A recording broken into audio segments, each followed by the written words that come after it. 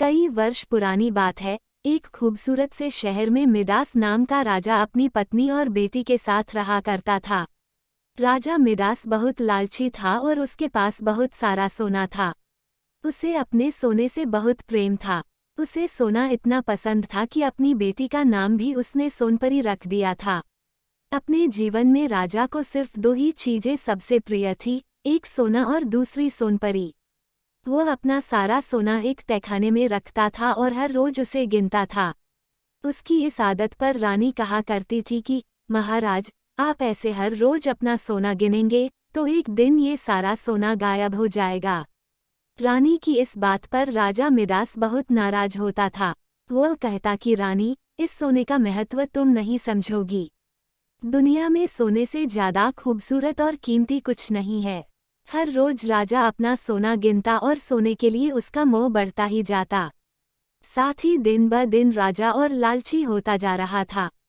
जहाँ एक तरफ राजा को सोने से इतना मोह था, वहीं राजकुमारी सोनपरी को सोने में कोई दिलचस्पी नहीं थी। दिन भर वह महल के बगीचों में खेला करती थी। उसे प्रकृति से बहुत प्रेम था। सोनपरी राजा से कहा करती थी, पिताजी, देखिए इस फूल को, ये कितना सुंदर है। इस पर राजा मिडास जवाब देता कि हाँ, सुंदर तो है, लेकिन अगर यह सोने का होता तो और ज्यादा सुंदर होता।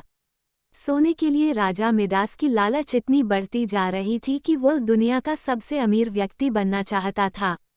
धीरे धीरे उसकी यह चाहत कब पागलपन में बदल गई, किसी को पता ही नहीं चला। एक दिन राजा ने सबसे अमीर आदमी बनने के लिए भगवान से प्रार्थना करने के बारे में सोचा। उसने खाना पीना छोड़कर भगवान का ध्यान करना शुरू कर दिया। कई दिन बीत गए, लेकिन राजा मिडास ने अपना ध्यान भंग नहीं होने दिया।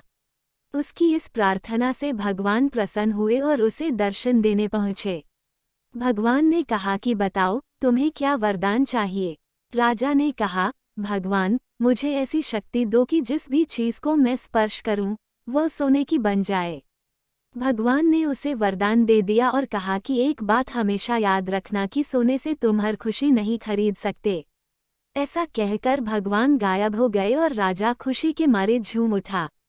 वह महल की हर छोटी बड़ी चीज को छूने लगा। कुर्सी, मेज, गमले, पलंग, हर वस्तु सोने में बदलती जा रही थी। राजा बागीचे में पहुंचा और पेड़ पौधे व फूल को छूकर सोने का बना दिया। इतनी भाग दौड़ करने की वजह से राजा मिडास थक गया था और उसे भूख लगने लगी। वह खाना खाने के लिए महल में गया और अपने सोने की कुर्सी व मेज पर बैठ गया। मेज पर कई प्रकार के पकवान, मिठाइयाँ और फल रखे हुए थे, जिन्हें देखकर राजा के मुंह में पानी आ रहा था। जैसे ही राजा ने पकवान खाया तो उसका सामने का एक दांत टूटकर गिर गया और ये देखकर वह चौंक गया। उसने देखा कि उसके स्पर्श से पकवान सोने के बन गए हैं। जैसे ही उसने फल को छुआ, फल भी सोने के बन गए। उसके छूने से मिठाइयाँ, नमकीन, यहाँ तक भी पानी भी सोने में बदल गया। ये सब देखकर राजा निराश हो गया और कहने लगा, हे भगवान, अब मैं क्या खाऊं।